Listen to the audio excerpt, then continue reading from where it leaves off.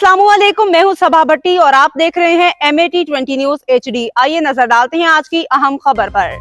Breaking news update करें हैं हमारे डिस्ट्रिक्ट ब्यूरो चीफ अटक अल्ताफ ताहिर 2 मौलवी किसानों की हकूक की जंग।